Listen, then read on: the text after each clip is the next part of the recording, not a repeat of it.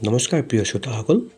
ধাৰাবাহিক উপন্যাস পাঠ অনুষ্ঠানত এইবাৰ আমি পাঠ কৰিব লৈছোঁ এখন ধুনীয়া উপন্যাস মধুলগন। এয়া মধুলগনৰ চতুৰ্থ খণ্ড। কি ৰাধাই চাকৰি কৰিব, তাকো প্ৰাইভেট চাকৰি? সকলো যেন উৎসৱ খাই উঠিল। নাই নাই, অসম্ভৱ।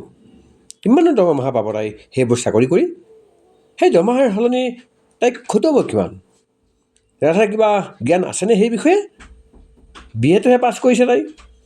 কত ভাল প্ৰাইভেট চাকৰি ইমান সহজে পাব পাৰে তাই? আটাইতকৈ ডাঙৰ কথাটো হ'ল তাই চাকৰি কৰিব লাগেনো কিয়? কিবা কৰিবই খুজিছে যদি মাকৰ লগত বুটিক নহ'লে বিউটি পাৰ্লাৰখনকে চম্ভালিব শিকক। নহ'ব। ৰাধা আকৰগোজ হৈ ৰ'ল। তেন্তে প্ৰতিযোগিতামূলক পৰীক্ষাৰ বাবে সাজু হওক ৰাধা। লাগিলে ৰাগিনীয়ে নিজেই সহায় কৰিব তাইক পঢ়া শুনা কৰাত। মাক আৰু ৰাগিনীয়েও নিজৰ মত শুনাই দিলে ৰাধাক। মাক জীয়েকহঁতৰ আলোচনা শুনি বাতৰি কাকতখনত মূৰগুৰি থকা মাকৰ মানুহজনৰ মুখত কটাক্ষ ভৰা হাঁহি এটাৰ লগে লগে বিয়পি পৰিল। প্ৰতিযোগিতামূলক পৰীক্ষাবোৰ ইমান সহজ হ'বলা যে শুই বহি নপঢ়া নেমেলাকৈ ৰাধাই পাছ কৰিব? শান্ত হৈ চাই থকা ৰাধাৰ মুখলৈ তেওঁ কেৰাহীকৈ চালে। তেওঁৰ মতে প্ৰাইভেট সৰু সুৰা চাকৰিও কৰিব নোৱাৰিব ৰাধাই।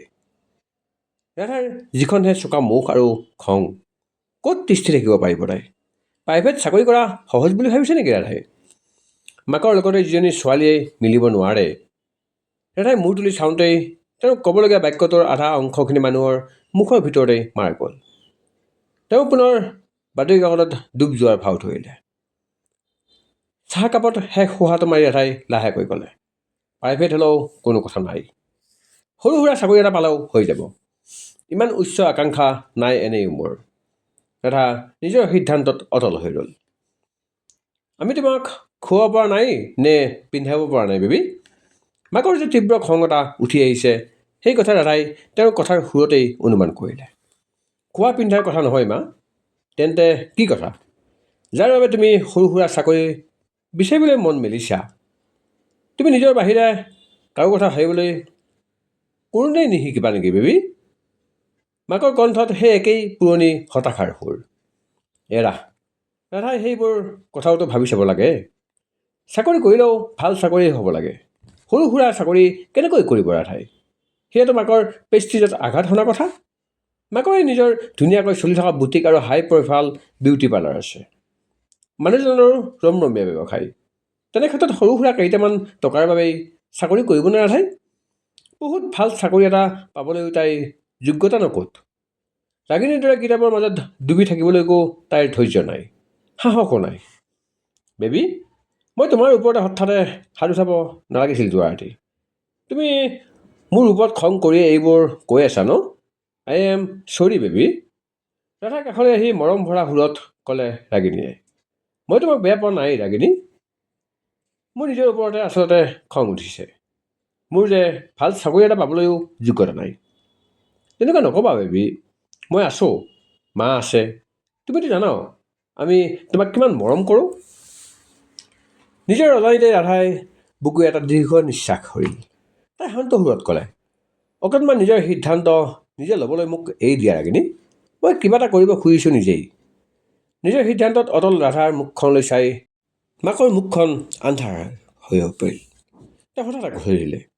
ঋষিয়ে যে তোমাক প্ৰপ'জেল এটা দিছিল, সেইটো কি হ'ব? উত্তৰ নাছিল ৰাধাৰো। এৰা, ঋষিৰ প্ৰপ'জেলটোৰ কি হ'ব? তাই যে এতিয়াই বিয়াত বহিব খোজা নাই, সেই কথা বাৰু ঋষিয়ে বুজিবনে? নিশা ডিনাৰ কৰিবলৈ ঋষি বৰবৰুৱা ভিলালৈকে আহিল।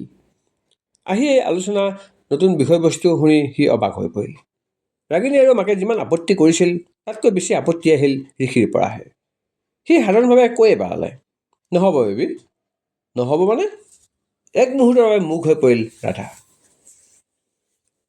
তাইৰ কথাবোৰক ভালকৈ এবাৰ শুনি নোলোৱাকৈ ঋষিয়ে পোনছাতে নাকচ কৰিছিল তাইৰ ইচ্ছা। এইটো কেনেকৈ সম্ভৱ বেবী? মই কিমান ব্যস্ত তুমিতো জানাই। আমি সমানে ব্যস্ত হ'লে ঘৰ কেনেকৈ চলিব কোৱা? ৰাধাক বুজাবলৈ চেষ্টা কৰিলে ঋষিয়ে।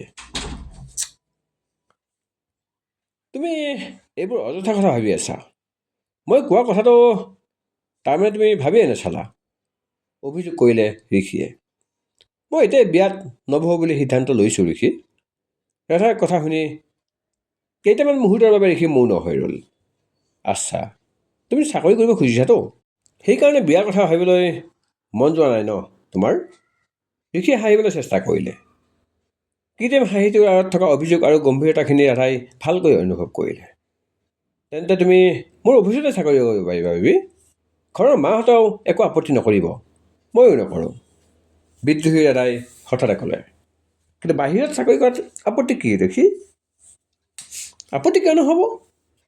তাৰপিছত ঋষিয়েও আৰম্ভ কৰিলে সেই একেটাই কথা। আপত্তি সেই একেই। ঋষিৰ হ'বলগীয়া পত্নীয়ে এটা সাধাৰণ ল' প্ৰফাইলৰ জব কেনেকৈ কৰিব? ঋষিৰ সন্মানৰ কথা ভবা নাই কিয় ৰাধাই? এটা সৰু সুৰা চাকৰিয়ে দিব পৰা সেই দৰমহাতকৈ বহু বেছি টকা পইচা ঋষিৰ পত্নীয়ে এনেও পাব। গতিকে মিছাতে ৰাধাই কষ্ট কিয় কৰিব লাগে? আটাইতকৈ ডাঙৰ কথা, বিচাৰিলে কাষত পোৱাকৈ এজনী পত্নী লাগে ঋষিক। কাম সেয়াই কৰিব। ৰাধাই ঘৰত এটা দুটাকৈ মৰম লগা সন্তান জন্ম দিব। বছৰেকত সময় মিলাই ঋষি আৰু ৰাধাই সৰু পৰিয়ালটো দেশ বিদেশ ফুৰিবলৈ যাব। বছ, ইমানেই কথা। ঋষিৰ কথা শুনি ৰাধাৰ মূৰ একেবাৰে ঘূৰি গ'ল। সিদ্ধান্ত ল'ব নোৱাৰি, কোনোফালে কথাবোৰ মিলাব নোৱাৰি কপাল পিটিকি থাকিল ৰাধাই। তাৰে মৌনতাকেই সন্মতি বুলি ভাবিলে সকলোৱে স্বস্তিৰ উশাহ ল'লে। ঋষি আৰু ৰাগিনী দুয়ো মিলি পাকঘৰলৈ গ'ল। সহায়কাৰী ছোৱালীজনীক আঁতৰাই দুয়ো মাকৰ লগতে কথা পাতি কিবা কিবি ৰন্ধাত ব্যস্ত হৈ পৰিল। ৰাধাৰ মন ভাল লগাবলৈ ঋষিয়ে দুই এটা ৰগৰ কৈ শুনালে মাজে মাজে। ৰাধাৰ একেবাৰেই হাঁহিবলৈ মন নগ'ল। ৰাগিনীলৈ চালে তাই। ঋষিৰ ৰগৰবোৰ শুনি খিলখিলাই হাঁহিছে তেতিয়া ৰাগিনীয়ে। নিশা ডাইনিং টেবুলত বহি ডিনাৰ কৰি থকাৰ মাজতে ঋষিয়ে পুনৰ অন্য এটা কথাৰ অৱতাৰণা কৰিলে। আমি নহ'লে এইকেইদিনৰ ভিতৰত ক'ৰবালৈ ফুৰিবলৈ যাওঁ নেকি? মনবোৰ অকণমান মুকলি হ'ব সকলোৰে। কামৰ প্ৰেছাৰ ইমানেই বাঢ়িছে যে মোকো অকণমান ৰিলেক্সেশ্যনৰ প্ৰয়োজন হৈছে। ঋষি, গ্ৰেট আইডিয়া, বহুত ভাল লাগিব, উৎসাহেৰে ক'লে ৰাগিনীয়ে। সঁচাকৈ ভাল লাগিব। বেবী, তুমি একো নকলা যে? ভাবিব লাগিব। খাই থকাৰ মাজতে ৰাধাই সৰুকৈ ক'লে। ভাবিব নালাগে, তুমি ভাল পোৱা ধুনীয়া কিবা এটা মই ইতিমধ্যেই প্লান কৰিছোঁ। ৰাধাই প্ৰশ্নমূলক দৃষ্টিৰে তাৰ মুখলৈ চালে। অৱশ্যে তাই এটা কথা জানে, ঋষিয়ে প্ৰি প্লেনিং নকৰাকৈ একো কথাই নকয় এনেদৰে। Trekking and camping. Trekking and camping? ৰাগিনীৰ মুখখন সেমেকি পৰিল। কিন্তু হঠাতে এই ট্ৰেকিং আৰু কেম্পিঙৰ আইডিয়া কিয় ঋষি? আচৰিত হৈ সুধিলে ৰাধাই। তাৰ মুখত ফৰকাল হাঁহি এটা লগে লগে বিয়পি পৰিল। মই জানো নহয় পাহাৰবলীয়া ছোৱালীজনীৰ মন্ত্ৰৰ কথা। পেইণ্টিং আৰু গান গোৱাত ৰাধাৰ যিমান চখ, বেছি চখ তাইৰ ট্ৰেকিং, হাইকিং আৰু ৰিভাৰ ৰাফটিঙত। পাহাৰ নদী বুলিলেই পাগল ৰাধা। ট্ৰেকিং আৰু ৰাফটিঙত দেউতাকৰো বিৰাট চখ আছিল। দেউতাকৰ দৰে বিৰামহীন ক্লান্তিহীন উৎসাহেৰে তাই পাহাৰ বগাব পাৰে, ৰাফটিং কৰিব পাৰে বোৱতী নদীত। অৱশ্যে এই সুযোগ তাই সঘনে নাপায়, কাৰণ ৰাগিনী আৰু মাকৰ ট্ৰেকিং বুলিলে আগতীয়াকৈ ভাগৰ লাগে। অৱশ্যে একেবাৰেও গৈ নোপোৱাও নহয়। সেইবোৰ দেউতাক থকা সময়ৰে কথা। তুমি কিমান যে চিন্তা কৰা তাইৰ বিষয়ে ঋষি? ঋষিৰ প্ৰতি মাকৰ সুৰটো মৰমতে পমি আহিল। ৰাধাই গম পালে এই নতুন আলোচনাবোৰৰ সন্মুখত ইতিমধ্যে তল পৰি গ'ল তাইৰ চাকৰি কৰা নকৰা কথাটো। সেইটো গুৰুত্বপূৰ্ণ বুলি কোনোৱে গণ্য নকৰিলে। কোনো কথা নাই, নিজৰ কথা ৰাধাই নিজেই চিন্তা কৰিব। ৰাধাই নতুন আলোচনাটোত বিশেষ গুৰুত্ব নিদি পুনৰ খোৱাত মনোযোগ দিলে। ঋষি, তুমি মোৰ কথাহে একেবাৰে নাভাবিলা পিছে। ট্ৰেকিঙত যোৱাটো যে কিমান টায়াৰ্ছ হ'ব। পোহৰ উজ্জ্বল মুখখন সেমেকাই ৰাগিনীয়ে ক'লে। ঋষিয়ে হাঁহি হাঁহি ক'লে, অকণমানো টায়াৰ্ড নহ'ব ৰাগিনী। আমি লাহে লাহে যাম, এনজয় কৰিম, প্ৰদূষণ মুক্ত উশাহ ল'ম, সেউজীয়াৰ মাজত আমি কেম্পেইনিং কৰিম। পিছে যাম ক'লৈ? ৰাগিনীয়ে উৎসুকতাৰে সুধিলে। জুক ভেলী। জুক ভেলী? ট্ৰেকিঙৰ কাৰণে খুব ধুনীয়া ঠাই। জুক ভেলী ট্ৰেকিং বহুত বেছি কষ্টকৰ নহ'ব। মই মোৰ ছেক্ৰেটাৰী ISRক কৈ থৈছোঁ ইনাৰ লাইন পাৰ্মিটৰ ব্যৱস্থা কৰিবলৈ। ঋষিয়ে ক'লে। ডিনাৰৰ পিছলৈকো জুক ভেলীৰ ওপৰত আলোচনাই চলি থাকিল। জুক ভেলীৰ আলোচনাত মাজতে মাকৰ মানুহজনো আহি যোগ দিলেহি। বাকী সকলো কথা তল পৰিল। আনকি তল পৰিল ঋষিৰ প্ৰপ'জেলটোৰ কথাও। ৰাধা শান্ত হৈ আলোচনাত ভাগ ল'লে। আলোচনাও ঠিক নহয়, মাত্ৰ শুনিবহে লাগে। কিয়নো ট্ৰেকিং আৰু কেম্পিঙৰ প্লানিং কৰিবলৈ ঋষিয়ে ৰাধাৰ হাতলৈ বুলি একোৱেই বাকী ৰখা নাই। সিদ্ধান্তটো এক প্ৰকাৰ একপক্ষীয়ভাৱে লৈ পেলোৱা হ'ল। আংকল আণ্টি, চিন্তা নকৰিবা, একো কথা নাই, সহায়কাৰী মানুহ এজনকো লগত লৈ ল'ম। ঋষিৰ ওপৰত বিশ্বাস আছে মাকহঁতৰ। যিকোনো কামেই খুব ভালকৈ ভাবি চিন্তিহে কৰে সি। একো সিদ্ধান্ত, একো কামেই যধে-মধে নকৰে সি। কিন্তু ৰাগিনী, ট্ৰেকিঙত যাবলৈ তাৰ উৎসাহ কম। ইফালে ৰাধাক অকলে ঋষিৰ লগত পঠিয়াই কেনেকৈ? অৱশেষত সিদ্ধান্ত লোৱা হ'ল, ৰাধাও যাব, ৰাগিনীও যাব। লগতে মাহীয়েকৰ ছোৱালী আৰু মোমায়েকৰ ল'ৰা দুজনকো লগ ধৰিব। মাত্ৰ 3 দিনৰ বাবেহে। 2টা নিশাৰ কেম্পিং সকলো মান্তি হ'ল। 24/7 ব্যস্ত হৈ থকা ঋষিয়ে ৰাধাৰ মন ভাল লগাবলৈ ট্ৰেকিং আৰু কেম্পিঙৰ বাবে 3 দিনৰ সময় যেনে তেনেহে মিলাই প্লেনিং কৰিছে। মান্তি নোহোৱাকৈ কেনেকৈ থাকে? খাই বৈ সকলোৰে লগত কথা পাতি ঋষি যাবলৈ উঠিল। যাবলৈ লৈও সি বাৰান্দাত ৰৈ ৰাধাক মাতিলে কাষলৈ। বেবী, মই দিনত কোৱা কথাবোৰ কিন্তু চিৰিয়াছলি ল'বা। মই ভাবিছোঁ পূজাৰ আগে আগে ৰিং চেৰেমনিটো কৰি থৈ দিয়া ভাল হ'ব। ঘৰৰ মানুহৰ লগত আলোচনা কৰি নতুন বছৰৰ আৰম্ভণিতেই বিয়াখনো পাতি পেলাম। ৰাধা চটমট খাই ঋষিৰ মুখলৈ চালে। তাই জানিব লাগিছিল, ঋষিয়ে আচলতে একো কথাই নাপাহৰে। অন্য হাজাৰটা কথা থাকিলেও সি ভাবি থকা মূল কথাটো কেতিয়াও তল নপৰে। সকলো কথা, সকলো সিদ্ধান্ত তাৰ আগতেই লোৱা থাকে। বিয়াৰ প্লেনিঙো তুমি অকলে কৰিলা যে ঋষি? মোৰ উত্তৰলৈ নগ'লা তুমি। ঘৰৰ মানুহে মানিব বেবী। তুমিহে কি জানো চিন্তা কৰি থাকা। ঘৰতে এনেই বহি থাকি তোমাৰ মন চন ভাল লগা নাই বোধ হয়। ট্ৰেকিঙলৈ গ'লে ভাল লাগিব তোমাৰ। I am cheer. এতিয়া মই যাওঁ, বেছি চিন্তা নকৰিবা। চিন্তা কৰা কামবোৰ মোৰ ওপৰত এৰি দিয়া বেবী।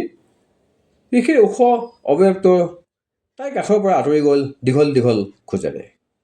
পাৰ্কিঙত থকা ছেডানখনৰ ড্ৰাইভিং ছিটত সি বহিলগৈ। তাৰ পৰা সি এবাৰ তাইলৈ ঘূৰি চাই অলপ ডাঙৰকৈ ক'লে, I promise, it's all be a grand celebration baby. Good night, good night, অস্ফুট স্বৰত ক'লে ৰাধাই। গেটৰ পৰা গাড়ীখন ওলাই নেদেখা হোৱালৈকে তাই থৰ লাগি চাই থাকিল। ঋষিয়ে বজাৰলৈ মানুহ পঠিয়াই প্ৰয়োজনীয় যোগাৰবোৰ কৰিলেই। শনিবাৰে পুৱাই যাব সিহঁত গুৱাহাটীৰ পৰা। 3-4 দিনৰ বাবে সি নাথাকিব যেতিয়া কিছুমান অফিচিয়েলো কাম আগতীয়াকৈ কৰি লৈছে। ঋষিৰ মেছেজ আহিল, ইম্পৰ্টেণ্ট ফাইনেন্সিয়েল এগ্ৰিমেণ্ট এটাৰ কাৰণে মই অলপ ব্যস্ত হৈ থাকিম, ফোন কৰিব নোৱাৰিম। কিবা প্ৰব্লেম হ'লে মোলৈ মেছেজ কৰিবা। অ'কে বুলি উত্তৰ দিলে তাই। ৰাগিনীৰ বাবে ট্ৰেকিং জোতা কিনিবলৈ শ্বপিং মললৈ ওলাই আহিছিল দুয়োজনে। ৰাগিনীয়ে আগতীয়াকৈ ফোন কৰি থোৱাত দেৱ মললৈকে আহিল। ৰাধাহঁতৰ ঘৰলৈ ঋষিৰ অহা যোৱা যিমান সহজ, দেৱৰ বাবে সিমান সহজ নহয়। কাৰণ ৰাগিনী আৰু দেৱৰ সম্বন্ধটো লৈ এতিয়াও দুয়োখন ঘৰৰ মাজত মুকলি আলোচনা হোৱা নাই। সেয়ে অসহজ বোধ কৰে সি। ৰাগিনী আৰু দেৱ একেলগে শ্বু ছেকশ্যনলৈ সোমাই যোৱাৰ পিছত কফি একাপ খাই লওঁগৈ বুলি ৰাধা ওলাই আহিল। মলখনৰ 3য় ফ্ল'ৰত থকা ৰেষ্টুৰাখনৰ চুকত অকলে চকী এখন টানি লৈ বহিল ৰাধা। কফি এপাক অৰ্ডাৰ দিলে তাই। ৰেষ্টুৰেণ্ট মানুহ কম, পাৰফেক্ট। তাই বেগৰ পৰা টেবলেটটো উলিয়াই ল'লে। আধা টাইপিং কৰি থকা বায়'ডাটাখন উলিয়াই আনি তাই এডিট কৰিবলৈ আৰম্ভ কৰিলে। শিক্ষাগত অৰ্হতা BA সমাপ্ত। কোনো কামৰ অভিজ্ঞতা নাই। অন্যান্য কোনো কাৰিকৰী শিক্ষাও নাই। এডিট কৰিবলৈ উঠি তাই খন্তেক চিন্তাতে মগ্ন হৈ ৰ'ল। শৈশৱৰ পৰা আজিলৈকে কটোৱা নষ্ট সময়বোৰৰ প্ৰতিফলন এই বায়'ডাটাখন। যি খং, ক্ষোভ, অভিমান আৰু জেদৰ বাবে তাই নিজৰ অমূল্য সময় নষ্ট কৰিছিল, সেইবোৰৰ বাবে এই বায়'ডাটাটোত ক'তোৱেই ঠাই নাছিল। দীঘলীয়াকৈ এটা নিশ্বাস এৰিলে ৰাধাই। ইচ্ছা কৰিলে মাকৰ কামতে হাত দিব পাৰিলেহেঁতেন তাই সহজে। তাই একো কাম নাজানিলেও মাকে তাইক উপায় নাপায় হ'লেও শিকাই বুজাই ল'লেহেঁতেন। পঢ়িব খুজিলে ৰাগিনীয়েও তাইক গাইড কৰিলেহেঁতেন। নিজাকৈ কিবা বিজনেছ আৰম্ভ কৰিব খুজিলে মাকৰ মানুহজনে হয়তো সহায় কৰিলেহেঁতেন। এটা সময়ত খুব মৰম কৰিছিল তেওঁৰ ৰাধা ৰাগিনীক। ৰাধা ৰাগিনীয়েও কিমান যে ভাল পাইছিল তেওঁক। দেউতাকবিহীন সময়বোৰত তেওঁই দেউতাকৰ দৰে ৰাধা ৰাগিনীক আৱৰি ৰাখিছিল।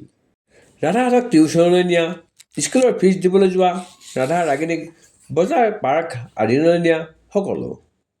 ৰাধা ৰাগিনী আৰু তাহাঁতৰ মাকৰ জীৱনত তেওঁ ইমানেই সোমাই পৰিল যে উফ, ৰাধা আকৌ একেবোৰ কথা।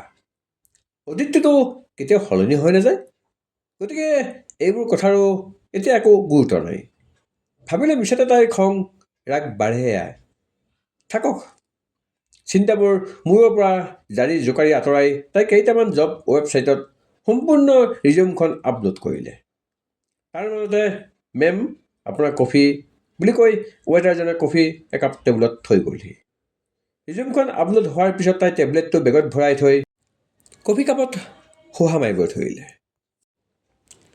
পুৱা 5 বজাতেই গুৱাহাটীৰ পৰা অগা-পিছাকৈ ওলাল ফৰ্চুনাৰ দুখন। এখন গাড়ীত ঋষি, ৰাধা আৰু ৰমেশ নামৰ এজন ড্ৰাইভাৰ। আনখন গাড়ীত আহিছে ৰাধা ৰাগিনীৰ ডাঙৰ মোমায়েক, 2 যমজ পুত্ৰ নিশান্ত আৰু সুশান্ত। গাড়ী নিশান্তই নিজেই চলাইছে। নিশান্ত আৰু সুশান্ত দুয়ো MA BA ফাইনেল ইয়াৰৰ। যমজ ভাতৃদ্বয়ৰ সৈতে একেলগে সেইখন গাড়ীতে আহিছে ৰাগিনী আৰু মাহীয়েকৰ ছোৱালী জিৰি। জিৰি আৰু ৰাধাৰ বয়সৰ মাজত ব্যৱধান প্ৰায় 1.5 বছৰ। তাইও এই বছৰে উদ্ভিদ বিজ্ঞান বিভাগৰ BSc পাছ কৰি উঠিছে মাত্ৰ। ৰাধা ৰাগিনীৰ কথা পেলাব নোৱাৰি আহিছে তাই। পাহাৰ আৰু অৰণ্যৰ প্ৰতি তাইৰ মনত বেছি ভয়। সেয়ে ট্ৰেকিঙত আগ্ৰহ কম তাইৰ। অৱশ্যে নিশান্ত আৰু সুশান্তৰ কথা বেলেগ। ৰাগিনীৰ সমবয়সৰ আৰু ৰাধাতকৈ 2 বছৰৰ ডাঙৰ সিহঁত দুটা। তথাপি ককাই ভনী কম, বন্ধুত্বহে বেছি সিহঁত কেইটাৰ মাজত। যোৰাবাটৰ একা-বেকা পথত উঠিছিল সি গাড়ী দুখন। ষ্টেৰিঅ'ত মৃদু সুৰত বাজি আছিল লতা মংগেশকাৰ আৰু কিশোৰ কুমাৰৰ দ্বৈত কণ্ঠৰ পুৰণি হিন্দী গীত। পুৰণি গীতবোৰৰ ঋষিৰ বৰ প্ৰিয়। ৰাধাৰো ভাল লাগিছে। কোমল পোৱাতিৰ নৈশব্দতাৰ সৈতে যেন মিলি পৰিছে গীতৰ সুৰ আৰু কথাবোৰ। সেমেকা পৃথিৱীৰ ৰূপটোলৈ তন্ময় হৈ চাই ৰয় ৰাধাই। তাই মনত আঁকি লৈ এখন ওখ পাহাৰৰ ছবি। কেনেকুৱা লাগিব জুক ভেলীত ট্ৰেকিং কৰি? কিমান দুৰ্গম হ'ব তাৰ পথ? কাইলৈ দিনৰ ভাগত অনাই বনাই ঘূৰি ফুৰিব ভেলীটোৰ দ খাজৰ ভাজে ভাজে। অকণমান জানি বুজি হেৰাই পৰিব তাই সেউজীয়াৰ বুকুত। পাৰিলে সেউজীয়া ভেলীৰ এখন পেইণ্টিঙো বনাই আনিব। নিশা তম্বু তৰি মুকলি আকাশৰ তলত গীটাৰ বজাই মন খুলি গান গাব। গীটাৰ, ৰং, ব্ৰাছ আৰু 2খনমান কেনভাছ আনিবলৈ পাহৰা নাই ৰাধাই। ভাল লাগিব, বহুত বেছি ভাল লাগিব। ৰাধাৰ ওঠত স্বতঃস্ফূৰ্ত হাঁহি এটা বিয়পি পৰিল। হাঁহি দিলে যে বেবী? ট্ৰেকিঙৰ কথা কল্পনা কৰিয়েই মোৰ ভাল লাগি গৈছে ঋষি। মই জানো তালৈ গৈ পালে তোমাৰ আৰু বেছি ভাল লাগিব। থেংক ইউ ঋষি। ট্ৰেকিঙলৈ হঠাৎ এনেকৈ আহিব পাৰিম বুলি ভবাই নাছিলোঁ, কৃতজ্ঞ সুৰত ক'লে ৰাধাই। মোক থেংক ইউ নক'লেও হ'ব বেবী। অকণমান কামৰ পৰা বিৰতি লৈ এনেকৈ ওলাই আহিবলৈ পাই মোৰ নিজৰো বহুত ভাল লাগিছে আচলতে, ঋষিয়ে হাঁহি মুখে ক'লে। আচলতে সিও ৰাধাৰ সৈতে অকলশৰীয়া সময় কটাবলৈ আজিলৈকে সুযোগ পোৱা নাই। ৰাধায়েও কোনোদিন আগ্ৰহ দেখুওৱা নাই। সেয়ে এইবাৰ ট্ৰেকিঙৰ নামত তাইক অকণমান অকলশৰীয়াকৈ পাবলৈ ঋষিয়ে এই প্লেনিং কৰিছে। সি জানে ট্ৰেকিং বুলি ক'লে তাই সহজে না নকৰে। আপোন মনে তাই গীতৰ সুৰত সুৰ মিলাই গুণগুণাবলৈ আৰম্ভ কৰিছিল ইতিমধ্যে। সুৰৰ তলত সোঁ ভৰিখন সামান্য লৰাই তলুৱাৰে টুকুৰিয়াব ধৰিছে। সোঁহাতৰ আঙুলিবোৰে টুকুৰাইছে সি সোঁ আঁঠুত। জৰুৰী ফোন কল এটা কৰিবলৈ লৈও ৰৈ যায় ঋষি। মিউজিকৰ ভলিউমটো কমাবলৈ ক'বলৈ তাৰ বেয়া লাগিল। ফোন পিছতো কৰিব পাৰিব সি। এনজয় কৰক তাই এতিয়া। মোবাইলটো থৈ দিলে সি। নিমজ, মসৃণ পকীপথত 2খন গাড়ীয়ে সমানে দুৰন্ত গতি লৈছিল।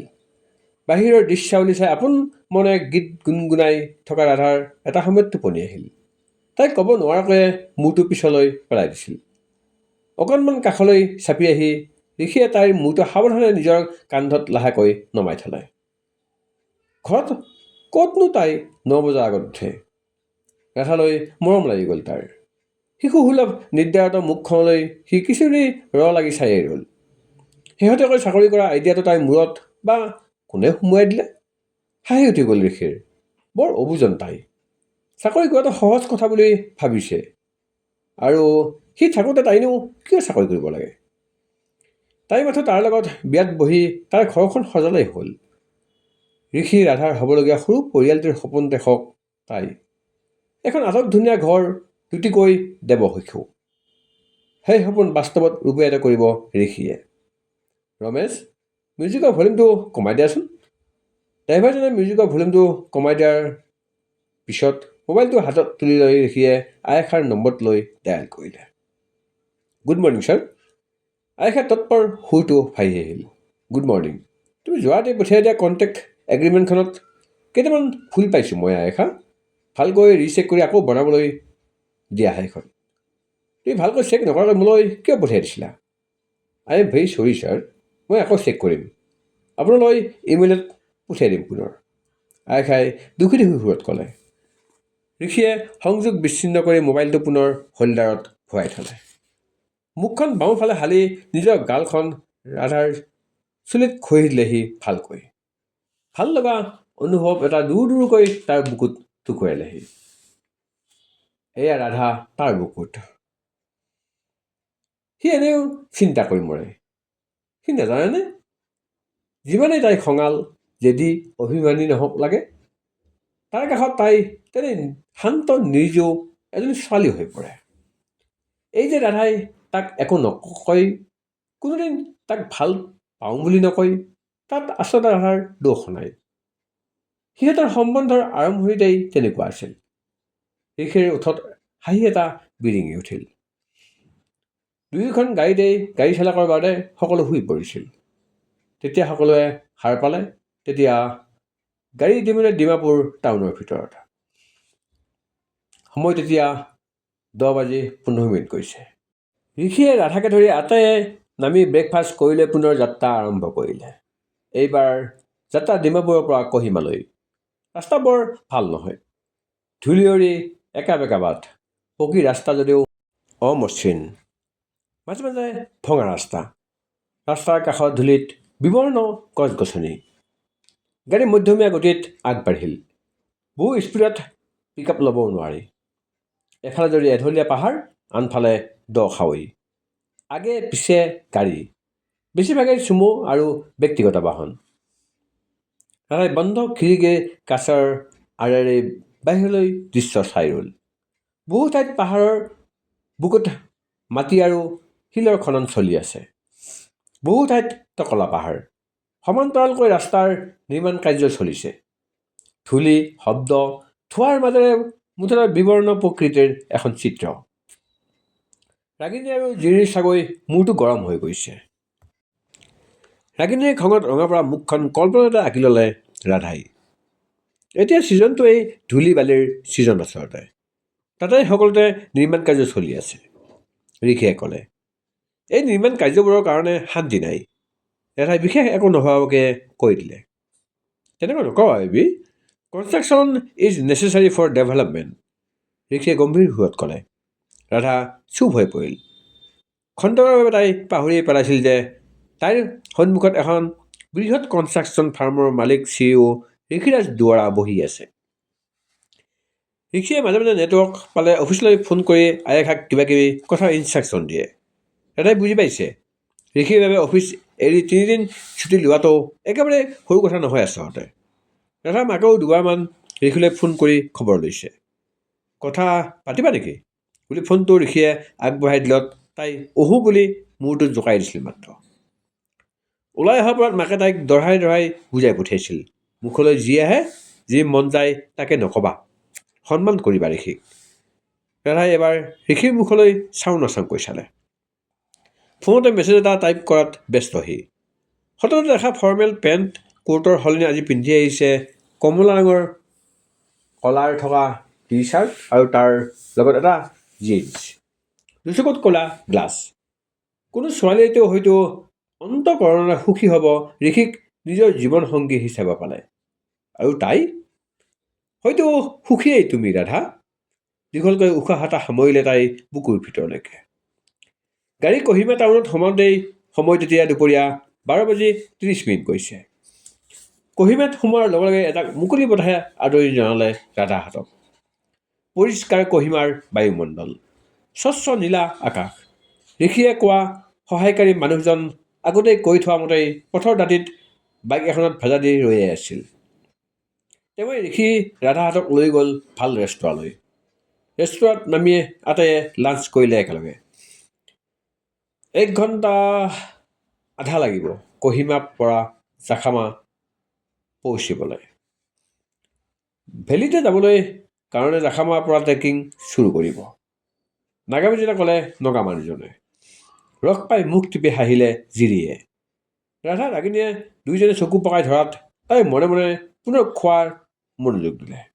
জাখামাৰ ট্ৰেকিং পইণ্টৰ পৰা অকণমান আঁতৰত গাড়ী দুখন একেলগে পাৰ্ক কৰিলে ড্ৰাইভাৰজনে আৰু নিশান্তই। গাড়ীৰ পৰা নামি অহাৰ লগে লগে ঠাণ্ডা ঠাণ্ডা ভাৱ এটাই মেৰিয়াই ধৰিলেহি সকলোকে। ৱাও! দুহাত মেলি উন্মুখ হৈ এপাক মুকলি বতাহত এনেই গা ঘূৰাই দিলে জিৰি আৰু ৰাগিনীয়ে। ৰাধাই কল্পনা কৰি থকাৰ দৰে জিৰি আৰু ৰাগিনীৰ মুখত অকণমানো যাত্ৰাৰ ক্লান্তি আৰু বিৰক্তিৰ চাপ নাই। বৰঞ্চ ৰাগিনীক খুব আনন্দিতহে দেখা গৈছে। ঋষি, নিশান্ত আৰু সুশান্তও নামি আহিল। তেনেতে সিহঁতৰ পিছে পিছে বাইকেৰে আহি থকা নগা মানুহজনো আহি পালেহি। তেওঁ বাইকখন এঠাইত পাৰ্ক কৰি থৈ মজবুত লাঠি কেইডালমান বিচাৰি আনিলে সকলোৰে বাবে। লগতে ছোৱালীসকলৰ বস্তু ওপৰলৈ দাঙি নিবলৈ দুজন কেৰিয়াৰকো মাতি লৈ আনিলে। এতিয়া আমি সোনকালে ট্ৰেকিং আৰম্ভ কৰাই ভাল হ'ব দেই, নহ'লে ওপৰত শ্বেল্টাৰ হাউচ পোৱাগৈলৈকে এন্ধাৰ হ'ব। এন্ধাৰ হৈ গ'লে আমাৰ অসুবিধা হ'ব, ঋষিয়ে ক'লে। লগে লগে সকলোৱে নিজৰ নিজৰ বেগৰ পৰা হাত দীঘল ছুৱেট শ্বাৰ্ট, পাতল জেকেটবোৰ উলিয়াই ল'লে। ওপৰত যে ঠাণ্ডা বেছি হ'ব আগতীয়াকৈ জনাই দিছে নগা মানুহজনে। ৰাগিনী, ৰাধা দুয়ো হুড থকা পাতল ৱাটাৰপ্ৰুফ জেকেট পিন্ধি লৈ ট্ৰেক পেণ্টৰ ওপৰতে। ভৰিত হাইকিং বুট, হাতত হাতমোজা আৰু চকুত বগা গ্লাছ। বেকপেকবোৰ এবাৰ ভালকৈ চেক কৰি ল'লে ৰাধাহঁতে। পাৰফেক্ট। সকলো বস্তু আগেয়ে পেক কৰি থোৱা মতে আছে। Hello' girls. চিনাকি কণ্ঠটো শুনি হতবাক হৈ ঘূৰি চালে ৰাধাই। দেৱ। মুখত চিনাকি হাঁহিত লৈ সন্মুখত থিয় হৈ ৰৈছে দেৱ। কেতিয়া আহিলহি? ৰাগিনীৰ আনন্দৰ কাৰণ এয়াহে তাৰমানে। ৰাধাই বুজিবলৈ আৰু বাকী নাথাকিল। তাই পিছফালৰ পৰাই ৰাগিনীৰ সোঁবাউসীত জোৰ কৰি চিকুটি দিলে। তাইক নোকোৱাকৈ মনে মনে দেৱক ইমান দূৰলৈ মাতি অনাৰ শাস্তি এইটো। চেপা সুৰত চিঞৰি উঠিল ৰাগিনী। আহ বেবী, কি কৰিছা? দুখ পাইছোঁ। ঋষিয়েও মন কৰিলে কথাটো। দেৱক দেখি সিও আচৰিত হ'ল। দেৱ? ভায়েকক কাষলৈ মাতিলে ঋষিয়ে। জাষ্ট ৱেইট ৰাগিনী বুলি কৈ দেৱ ঋষিৰ কাষলৈ গ'ল। ঋষিৰ দুচকু চাৱনি আৰু মুখৰ হাৱ ভাৱ দেখি ৰাধাই বুজিলে দেৱৰ এই চিক্ৰেট প্লানটোৰ বিষয়ে ঋষিও জ্ঞাত নাছিল। আৰু ৰাগিনী? এই চিক্ৰেট প্লানিংটো বনোৱা ৰাগিনীয়ে যে 90% হাত আছে সেই বিষয়ে নিশ্চিত ৰাধা। দেৱ আহিব বুলি কিয় মোক কোৱা নাছিলে Ragini? Baby please try to understand. মই ট্ৰেকিঙলৈ আহিছোঁ, তাকো 3 দিনৰ বাবে। দেৱৰো ইচ্ছা হ'ল আহিবলৈ। তুমি জানাই দেখোন ট্ৰেকিং বুলিলে সিয়ে তোমাৰ নিচিনা আধা পাগল বুলি। ৰাগিনীয়ে নিৰ্দোষভাৱে এটা ভাৱ মুখত ফুটাই তুলিবলৈ চেষ্টা কৰিলে। মায়ে জানেনে দেৱ লগত আহিছে বুলি? আৰু মেড? মায়ে গম পালে খং কৰিব। তুমি নক'বাগৈ আকৌ ঘৰত। ওলোটা ৰাধালৈহে খপাকৈ চালে ৰাগিনীয়ে। ৰাধাই আৰু কথা নবঢ়ালে। দুয়োজনে ঋষি আৰু দেৱলৈ চাই ৰ'ল। জিৰিয়ে ফটোৰ বাবে প'জ দিছে তেতিয়া। ঠাণ্ডা মুণ্ডা সুশান্তক কেমেৰামেন বনাই পেলাইছে তাই। সিদ্ধান্ত লোৱা হ'ল দেৱ আহিব লগত, কিন্তু লগত এটা কাঢ়া চৰ্ত বান্ধি দিয়া হ'ল। ভেলীত আৰু ভেলীলৈ যাত্ৰাপথত তুলিবলগীয়া সকলো ফটোৰ পৰা বাহিৰত থাকিব লাগিব সি। হ'বনে? হ'ব। ৰাগিনী আৰু দেৱে তৎক্ষণাত মানি ল'লে চৰ্তটো। ঋষিও লাগি নাথাকিল। বেছিকৈ আলোচনা বিলোচনা কৰিবলৈ সময় নোকত। ভেলি পাওঁতে আন্ধাৰেই নামিব। প্ৰিয় শ্ৰোতাসকল, মধুৰ লগনৰ এয়া আছিল ৪ৰ্থ খণ্ড। ধন্যবাদ।